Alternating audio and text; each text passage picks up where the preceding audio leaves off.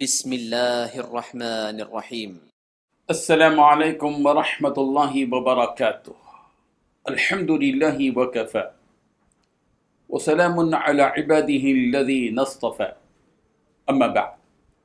حاضرین و ناظرین، یہ درس نمبر 1329 ہے اور آج سورۃ الحج کی 4 آیتوں کی تلاوت اور تشریح کی جائے گی۔ آیت نمبر 19 تا 22، 19 to 22۔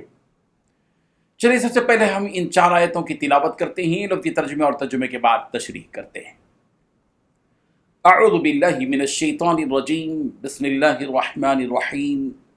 هذان خصمان اختصموا في ربهم فالذين كفروا قطعت لهم ثياب من نار يصب من فوق رؤوسهم الحميم يصهر به ما في بطونهم والجلود ولهم مقامع من حديد كلما أرادوا أن يخرجوا منها من غم أعيدوا فيها وذوقوا عذاب الحريق۔ صدق اللہ العظیم۔ لفظی ترجمہ یوں ہے، هذان خصمان، یہ 2 گروہ جھگڑنے والے ہیں، اختصموا، انہوں نے جھگڑا کیا، فی ربہم، اپنے رب کی بابت، فالذین کفروا، چنانچہ وہ لوگ جنہوں نے کفر کیا، قطعت، کاٹے جائیں گے، لہم، ان کے لیے، ثیاب من نار، آگ کے کپڑے، یصب، انڈیلا جائے گا، من فوق رؤوسہم، ان کے سروں کے اوپر سے، الحمیم، کھولتا ہوا پانی، یسحر، پگھلا دیا جائے گا، بھی اس کے سبب، ما فی بطونہم، جو کچھ ان کے پیٹوں میں ہیں، والجلود، اور کھالی بھی، ولہم، اور ان کو مارنے کے لیے، مقامع، ہتھوڑے ہوں گے، من حدید، لوہے کے، کلما، جب بھی ارادو، وہ ارادہ کریں گے، ان یخرجو، کہ وہ نکلے، منہا، اس آگ میں سے، من غم، من، مارے غم کے، اعیدو، وہ لوٹا دیے جائیں گے، فیہا، اس میں، وذوقو، اور کہا جائے گا، تم چکھو، عذاب الحریق، جلانے والا عذاب۔ ترجمہ یوں ہے، یہ مومن اور کافر 2 فریق ہیں جنہوں نے اپنے پروردگار کے بارے میں ایک دوسرے سے جھگڑا کیا ہے۔ اب اس کا فیصلہ اس طرح ہوگا کہ جن لوگوں نے کفر اپنایا ہے ان کے لیے آگ کے کپڑے تراشے جائیں گے، ان کے سروں کے اوپر سے کھولتا ہوا پانی چھوڑا جائے گا، جس سے ان کے پیٹ کے اندر کی چیزیں اور کھالیں گل جائیں گی، اور ان کے لیے لوہے کے ہتھوڑے ہوں گے۔ جب کبھی تکلیف سے تنگ آ کر وہ دوزخی اس سے نکلنا چاہیں گے تو انہیں پھر اسی میں لوٹا دیا جائے گا اور کہا جائے گا کہ چکھو جلتی آگ کا مزہ۔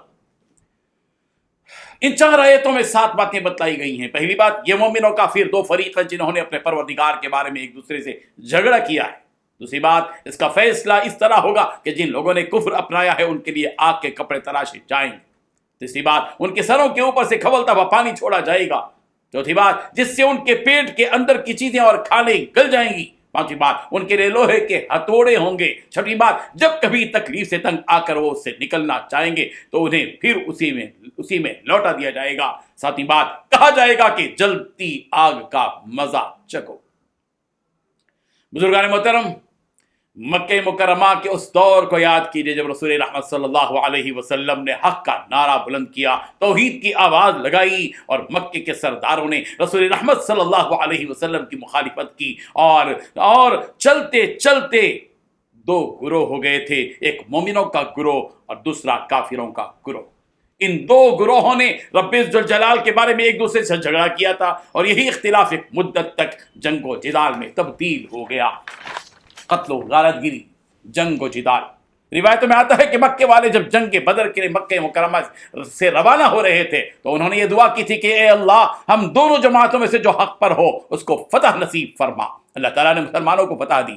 غزوہ بدر کے موقع پر یہ واقعہ یہی پیش آیا کہ قریش مکہ کا مقابلہ کرنے کے لیے جو حضرات انصار کے آگے بڑھے تو قریشیوں نے، مکے والوں نے کہا کہ ہم تم سے مقابلہ نہیں چاہتے، ہم تو اپنے چچا کے لڑکوں سے مقابلہ کرنے چاہتے ہیں جو مکے سے آئے۔ اس پر مسلمانوں کی طرف سے حضرت علی رضی اللہ عنہ، حضرت حمزہ رضی اللہ عنہ اور حضرت عبیدہ بن حارث رضی اللہ عنہ میدان میں نکلے مسلمانوں کی طرف سے، اور مشرکین کی طرف سے شیبہ بن ربیعہ اور عتبہ بن ربیعہ اور ولید بن عتبہ سامنے آئے۔ حضرت حمزہ رضی اللہ عنہ نے شیبہ بن ربیعہ کو قتل کیا، حضرت علی رضی اللہ عنہ نے ولید بن عتبہ کو قتل کر دیا، اور حضرت عبیدہ کا عتبہ سے مقابلہ ہوا اور دونوں ایک دوسرے کی تلواروں سے نیم جان ہو گئے۔ پھر حضرت حمزہ حضرت علی نے مل کر عتبہ پر حملہ کیا اور اسے بالکل جان سے مار دیا، اور زخمی نیم جان زخمی حضرت عبیدہ کو اٹھا کر میدان سے لے آئے۔ مدینہ واپسی کے وقت مقام صفرہ میں حضرت عبیدہ کی وفات ہو گئی۔ حضرت علی رضی اللہ عنہ فرماتے ہیں کہ یہ آیت یعنی ہذان خصمان اختصموا فی ربہم، یہ آیت ہماری ان دو جماعتوں کے بارے میں نازل ہوئی، لیکن چونکہ آیت سے عموم کا پتہ چلتا ہے اس لیے حضرت علی رضی اللہ عنہ نے یہ بھی فرمایا کہ یہ آیت اہل ایمان اور اہل کفر کی دونوں جماعتوں کے بارے میں ہے جو آپس میں اپنے دین و ملت کے لیے لڑ رہی ہیں۔ ابن جریر نے حضرت ابن عباس رضی اللہ عنہ سے روایت کیا ہے کہ یہ آیت اہل کتاب کے بارے میں نازل ہوئی۔ اہل کتاب نے مومنوں سے کہا تھا کہ ہم تم سے درجے میں زیادہ فضیلت والے ہیں، ہماری کتاب تورات تمہاری کتاب سے پہلے ہے، ہمارے نبی تمہارے نبی سے پہلے ہیں۔ اس پر مومنوں نے جواب دیا کہ ہم تم سے بہتر ہیں کہ ہماری کتاب آخری کتاب ہے، ہمارے نبی آخری نبی ہیں۔ بہرحال اس کے بعد اس آیت میں کافروں کی سزا کا ذکر کیا گیا ہے کہ فَالَّذِينَ كَفَرُوا قُطِّعَتْ لَهُمْ ثِيَابٌ مِّن نَّارٍ، جن لوگوں نے اس دنیا میں کفر کیا ان کے لیے جہنم میں آگ کے کپڑے کاٹے جائیں گے، جس طرح کپڑے آدمی کے جسم کا احاطہ کر لیتے ہیں، دوزخ کی آگ ان کافروں کو اپنی احاطے میں پوری طرح لے لے گی، جیسا کہ سورہ اعراف کی آیت نمبر 41-41 میں کہا گیا لَهُم مِّن جَهَنَّمَ مِہَادٌ وَمِن فَوْقِهِمْ غَوَاشٌ، ان کے لیے دوزخ کی آگ کا بچھونا ہوگا اور ان کے اوپر اس آگ کا اوڑھنا ہوگا، یعنی ان دوزخیوں کا بچھونا بھی آگ اور اوڑھنا بھی آگ ہوگا۔ کیا وہ منظر ہوگا، کتنا سخت ترین منظر ہوگا۔ سورہ ابراہیم کی آیت نمبر 50 میں کہا گیا سرابیلہم من قطران وتغشا وجوہہم النار، ان کے لباس گندک کے ہوں گے اور آگ ان کے چہروں پر بھی چڑھی ہوئی ہوگی۔ اللہ اکبر۔